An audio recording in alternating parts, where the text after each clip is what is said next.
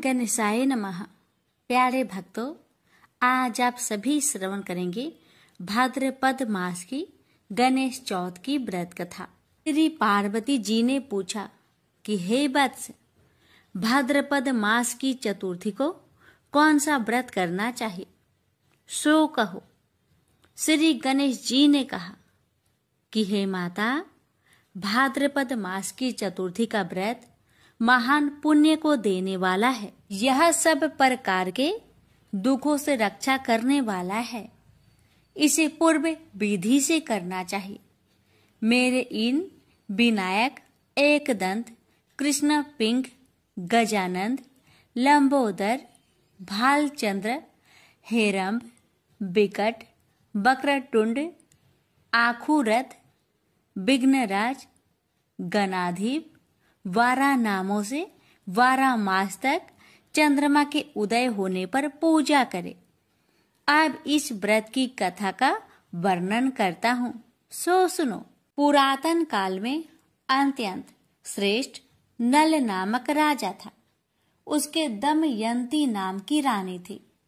भाग्यवश राजा और रानी राज्य भ्रष्ट हो गए और अनेकों दुखों से पीड़ित होकर जंगल में विचरण करने लगे। दुख के कारण एक दिन राजा नल अपनी रानी दमयंती को अकेले में सोते छोड़कर चले गए। तब दमयंती ने इस व्रत को किया, जिससे उसे पुनः राजा नल प्राप्त हो गए। पार्वती जी ने पूछा कि हे पुत्र, रानी दमयंती ने इस व्रत को किस विधि से किया, सो कहो। श्री गणेश जी ने कहा कि माता, राजा नल पर जब विपत्ति आई तो सारे राज्य का खजाना खाली हो गया। राजा ने जुए में सब खो दिया। हाथी घोड़े सब छीन गए। तब राजा नल और दमयंती असहाय अवस्था को प्राप्त होकर जंगल को चले गए।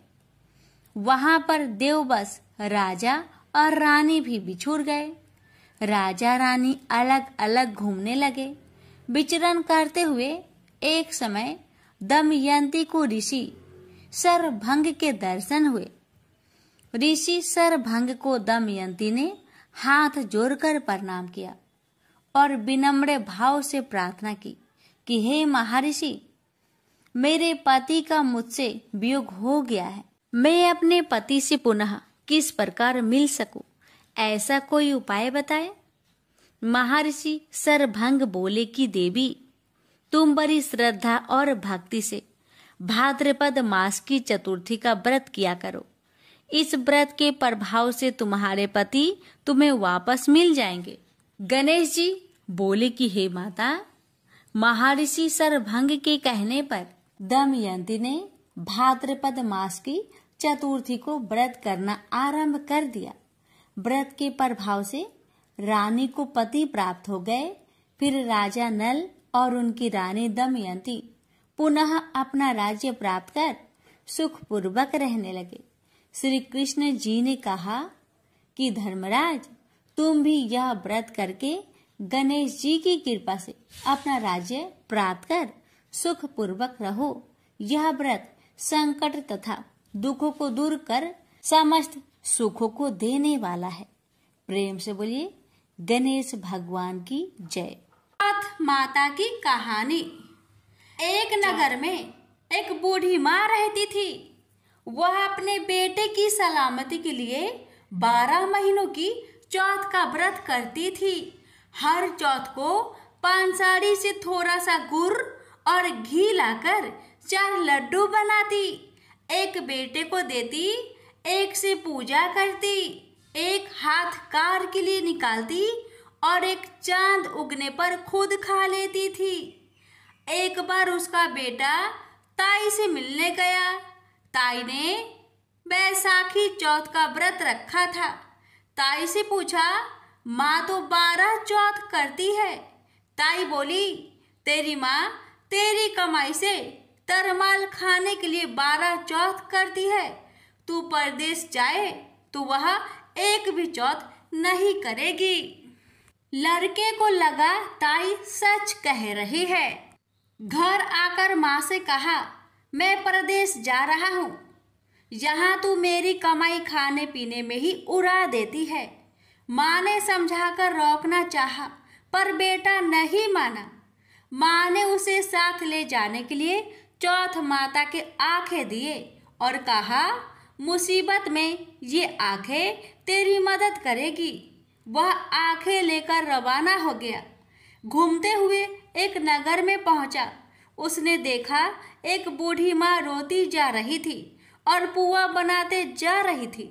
उसने कारण पूछा तो बूढ़ी माँ ने कहा, बेटा, इस नगर की पहाड़ी पर एक दैत्य रहता है। पहले वह नगर में आकर कई लोगों को खाने के लिए मार देता था। अब राजा हर घर से एक आदमी दैत्य के पास भेजता है और आज मेरे बेटे की बारी है, इसलिए रो रही हूँ और उसी के लिए पुए बना रही हूँ। वह बोला, तू पुए मुझे खिला दे, तेरे बेटे की जगह मैं चला जाता हूँ। बूढ़ी माँ ने खीर पुए उसे खिला दिए। खा पीकर वह सो गया। रात को राजा के सैनिक आए तो बूढ़ी माँ ने उसे भेज दिया। दैत्य के सामने पहुंचने पर उसने चौथ माता के आंखें दैत्य की तरफ फेंक कर कहा, हे चौथ माता, यदि मेरी माँ मेरी सलामती के लिए व्रत करती है तो दैत्य का सिर कटकर गिर जाए। तुरंत दैत्य का सिर कट गया। लड़का वापस आ गया। राजा ने उसे उपहार देकर विदा किया। चलते हुए एक दूसरे राजा के नगर में पहुंचा। इस राज्य में आवा तभी पकता था जब एक इंसान की बलि दी जाती थी। सिपाहियों ने उसे पकड़कर आवे में चुन दिया। लड़के ने आंखें आवे में डाले और कहा, हे चौथ माता, यदि मेरी माँ मेरे लिए व्रत करती है तो आवा मेरी बलि लिए बिना ही झट से पक जाए। आवा तुरंत पक गया। आवे में से मिट्टी की जगह सोने चांदी के बर्तन निकले। अंदर से लड़का बोला, बर्तन धीरे धीरे निकालना, मुझे लग नहीं जाए। राजा ने उसे निकलवाया और पूछा, इस आवे से तुम बच कैसे गए? लड़के ने बताया कि उसकी माँ चौथ माता का व्रत करती है, व्रत के कारण ही वह बच पाया। राजा को विश्वास नहीं हुआ। उसने एक चांदी की सुराही मंगवाई और कहा कि सुराही की नली से निकलकर दिखाओ, तभी मुझे विश्वास होगा। लड़के ने चौथ माता को याद करके आंखें सुराही में डाले और कहा, मैं भावरा बनूं, सुराही से निकलूं। लड़का भावरा बनकर सुराही से निकल गया। राजा ने खुश होकर राजकुमारी की शादी उसके साथ करवाई और सभी लोगों को चौथ माता का व्रत करने को कहा। उसे माँ की याद आई। उसने राजा के पास जाकर खुद के नगर जाने की इच्छा जाहिर की। राजा ने रथ, घोड़ा, हाथी और खूब सारा दान दहेज देकर उन्हें विदा किया। चौथ के दिन अपने नगर पहुंचा। वह अकेला पंसारी के यहाँ माँ का इंतजार करने लगा। सोचा, चौथ है तो माँ यहाँ जरूर आएगी। थोड़ी देर बाद लकड़ी टेकते हुई माँ आती दिखी। उसकी माँ की आंखों में जाले आने के कारण दिखना कम हो गया था। लड़के ने जानबूझकर अपना पैर लकड़ी में लगा दिया। कहने लगा, बल रे पूत काती, मेरे पैर को लगा दी। माँ ने उसे नहीं पहचाना। कहने लगी, भैया, मुझे चाहे कितनी गाली निकालो पर मेरे बेटे को कुछ मत कहना। बेटा माँ के चरणों में गिर पड़ा। कहा, माँ, मैं ही तेरा बेटा हूँ, मुझे माफ कर दो। माँ ने उसे गले से लगा लिया। नगर के लोगों ने विश्वास नहीं किया कि वह उसी का बेटा है। बूढ़ी माँ ने चौथ माता को याद करके कहा, हे चौथ माता, यदि मैं अपने बेटे के लिए व्रत करती हूँ तो मेरे स्तन में दूध भर जाए और उसकी धार मेरे बेटे के मुंह में गिरे। माँ के स्तन से दूध की धार निकलकर बेटे के मुंह में गिरने लगी। लोग चौथ माता की जय जयकार करने लगे। उस नगर के सभी लोग चौथ माता का व्रत करने लगे। हे चौथ माता, जैसे बूढ़ी माँ और उसके बेटे की सहायता की, वैसे हमारी भी करना। कहानी कहने, सुनने और हुक्कार भरने वाले पर कृपा करना। बोलो चौथ माता की जय हो। गणेश जी की कथा। पौराणिक कथा के अनुसार एक समय की बात है कि भगवान विष्णु का विवाह माता लक्ष्मी जी के साथ निश्चित हुआ। विवाह की सभी तैयारी होने लगी। सभी देवी देवताओं को निमंत्रण भेजे गए, लेकिन भूलवश गणेश जी को निमंत्रण देना रह गया था। इधर भगवान विष्णु की बारात जाने का समय आ चुका था। सभी देवता अपनी पत्नियों के साथ विवाह समारोह में शामिल होने को आए, परंतु सभी देवी देवताओं ने देखा कि गणेश जी कहीं दिखाई नहीं दे रहे हैं। तब उन सभी ने आपस में चर्चा की, क्या गणेश जी को नहीं न्योता दिया गया या गणेश जी ही नहीं आए हैं। सभी को इस बात पर बहुत आश्चर्य हुआ। इस बात पर उन सभी ने विष्णु भगवान से ही इसका कारण पूछा। विष्णु भगवान से पूछने पर उन्होंने कहा कि हमने गणेश जी के पिता भोलेनाथ, महादेव और माता पार्वती को न्योता भेजा था। यदि गणेश जी अपने पिता के साथ आना चाहते तो आ जाते। अलग से उन्हें न्योता देने की कोई आवश्यकता भी नहीं थी। दूसरी बात यह है, उनको खाने में 1.25 मन मूंग, 1.25 मन चावल, 1.25 मन घी और 1.25 मन लड्डू का भोजन चाहिए। यदि गणेश जी नहीं आएंगे तो कोई बात नहीं, दूसरे के घर जाकर इतना सारा खाना पीना अच्छा भी नहीं लगता। इतना वार्ता कर ही रहे थे कि किसी एक ने सुझाव दिया, यदि गणेश जी आते तो उनको द्वारपाल बनाकर बैठा सकते थे कि आप घर की याद रखना। आप तो चूहे पर बैठकर धीरे धीरे चलोगे तो बारात में बहुत पीछे रह जाओगे। यह सुझाव सबको पसंद आ गया, तो फिर विष्णु भगवान ने भी अपनी सहमति दे दी। तब गणेश जी को निमंत्रण देकर आमंत्रित किया और उनको समझा बुझाकर घर की रखवाली करने को बैठा दिया गया। बारात चल दी। तब नारद जी ने देखा कि गणेश जी तो दरवाजे पर ही बैठे हुए हैं, तो वे गणेश जी के पास गए और रुकने का कारण पूछा। गणेश जी कहने लगे कि विष्णु भगवान ने मेरा बहुत अपमान किया है।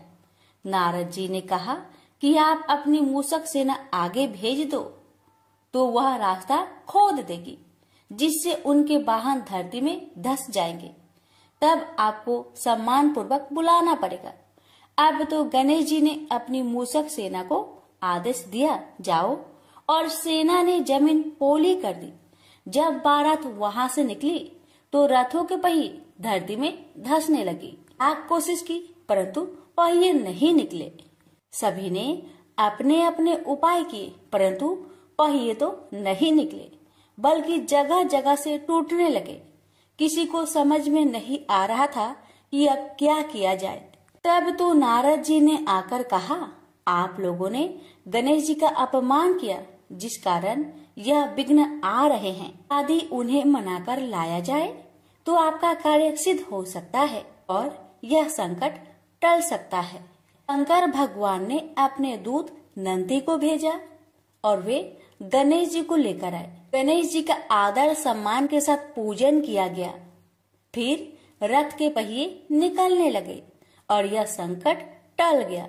अब रथ के पहिए निकल तो गए परंतु वे टूट फूट गए थे, तो उन्हें सुधारे कौन। पास के खेत में एक खाती काम कर रहा था। उसे बुलाया गया। खाती अपना कार्य करने से पहले श्री गणेशाय नमः कहकर गणेश जी की वंदना मन ही मन करने लगा। देखते ही देखते खाती ने सभी पहियों को ठीक कर दिया। तब खाती कहने लगा कि हे देवताओं, आपने सर्वप्रथम गणेश जी को नहीं मनाया होगा और न ही उनकी पूजन की होगी, इसलिए तो आपके साथ यह संकट आया है। मैं तो मूर्ख अज्ञानी हूँ, फिर भी पहले गणेश जी को पूजते हैं, उनका ध्यान करते हैं। आप लोग तो देवगण हैं, फिर भी आप गणेश जी को कैसे भूल गए?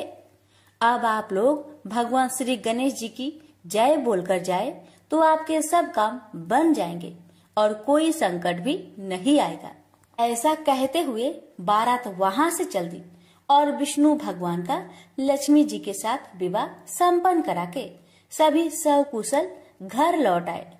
हे गणेश जी महाराज, आपने विष्णु को जैसा कारज सरियो ऐसा कारज सबको सिद्ध करिजो। बोलिए गजानन भगवान की जय।